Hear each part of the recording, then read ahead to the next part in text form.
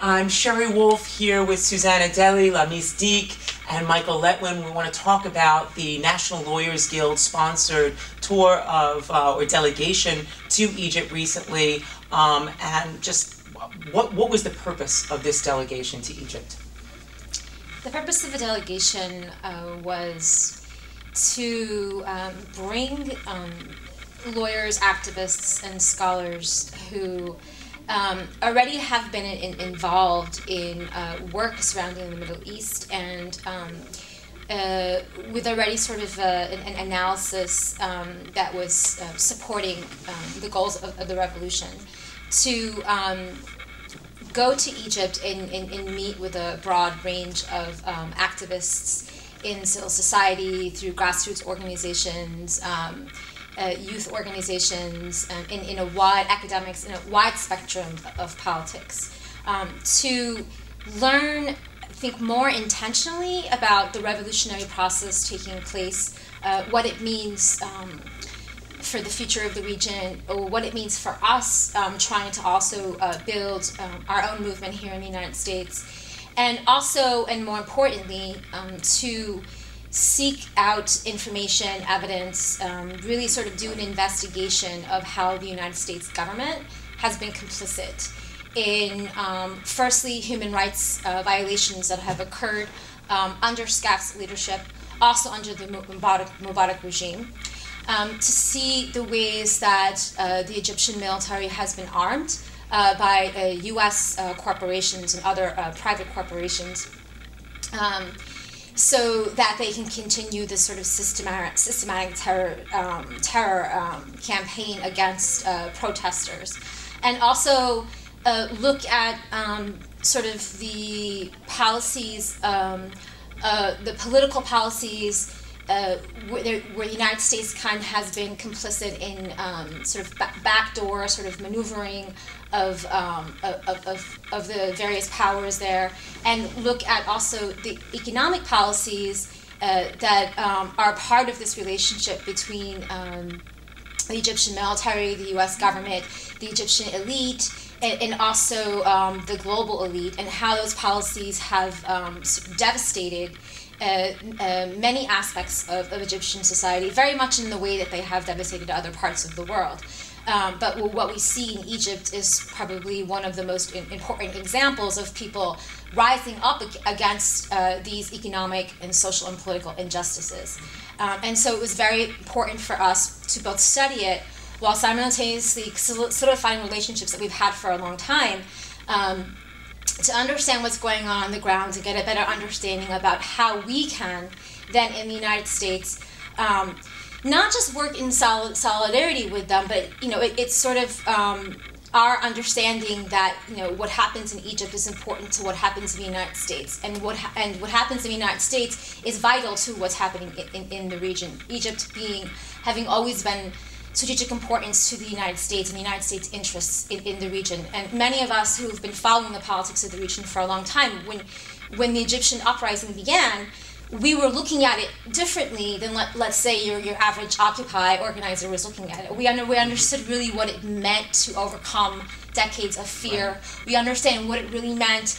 People made these comparisons to the destruction of the Berlin Wall, and really those comparisons are kind of false, because whereas the Berlin Wall falling was going in many respects in the direction of a world order, the Egyptians, when they were in the streets, knew that not only were they fighting for their own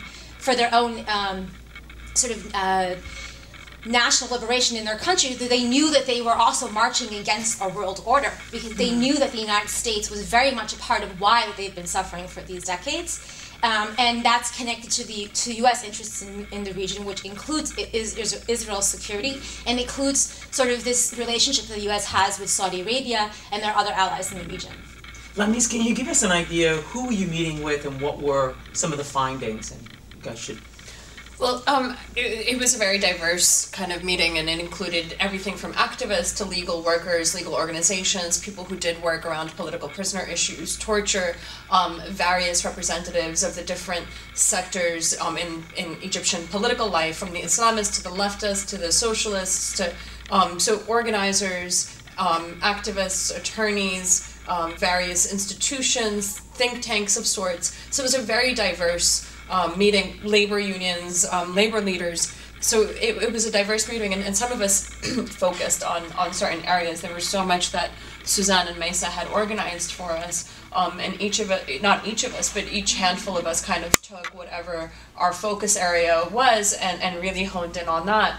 And part of why I was particularly interested and insistent on going is to expose the role of the U.S. government, or learn about and expose the role of the U.S. government in repressing Palestinian, in repressing Egyptian organizers and activists, not just during the revolution, but all of the coordination and the direct and indirect support, encouragement, however you have it, of the Egyptian regime against the people of Egypt. And, I've always said that you can judge the condition, I guess, I actually learned that somebody else, far smarter and more prolific than I had been saying this, but you can judge the condition of a society by its treatment of its political prisoners. And it's usually the political prisoners who have been at the forefront of whatever movement for democracy, change, justice, liberation. And like Suzanne said, this is clearly, I've also said, and I'll continue to say, that what we're seeing happen in the Arab world, the counter-revolutionary forces, wherever they are in the Arab world, what the people are doing are fighting against, it's a world war playing out in Egypt, in Syria, even in Palestine, right, absolutely. And so that's what the Arab people are fighting back against, that's what they're rising up against. And of particular concern to me, as an attorney very much concerned with political prisoners, was this issue. The treatment, the conditions, and the U.S. role during the transitional period, during the revolution, and before the revolution.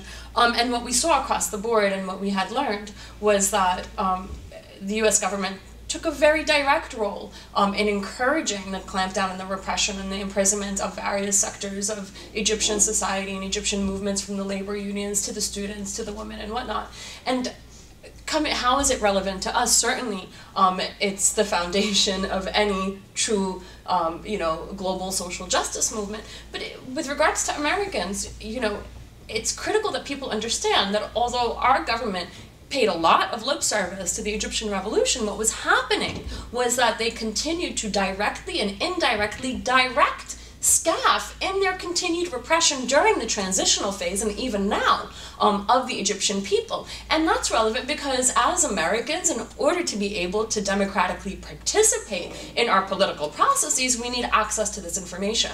So our core call, and the most critical component that we came out with, is our demand for transparency and full disclosure of the relationships, the conditions, all of the coordination, all of the directives that were given from the American government to the Egyptian military regime.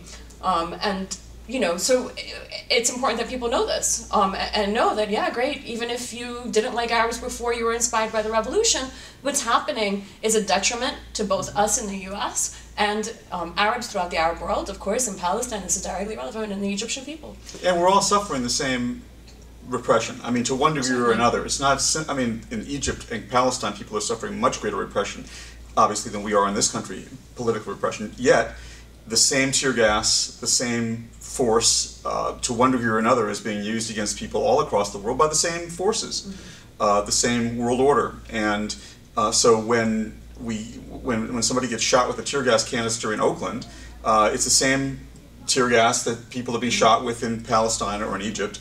And so we want to stop the United States government from arming and financing the generals in Egypt, because they're the same enemies that we have here at home. Yeah, I'm sorry, but not to, one interesting thing now that we see the election of Morsi, we're seeing the same Islamophobic, anti-Muslim rhetoric that's used against Muslims in America and in Europe being used, and internalized by people abroad, and being used publicly, in the West, against the new president of Egypt, and this really talks to how it's this global movement to repress the masses generally and deprive them of their own resources, and, a global movement rising up against that, really. So you've got the world war, but then you've also got the war of the 1% versus the 99%, really. Can you guys just give us the website and any sort of next steps? I know there's a meeting in New York for July 10th. Please give us the information for that. There's going to be a meeting on July 10th in New York. For those of you who are from New York, 33 West 14th Street at 7 p.m. on July 10th. That's going to be a first in a series of report backs where we're going to combine the information that we have with discussions by activists in the United States already working on the ground. So it will be report back and then also strategy sessions to talk about how to continue to build a global solidarity movement really around what's taking place in Egypt. And as far as websites, I think if you go to the NLG national website, nlg.org, you can find a link to the first statement that our delegation has put out. Well, we are going to be working on a comprehensive report, which hopefully will come out in about 2 months. Thank you very much.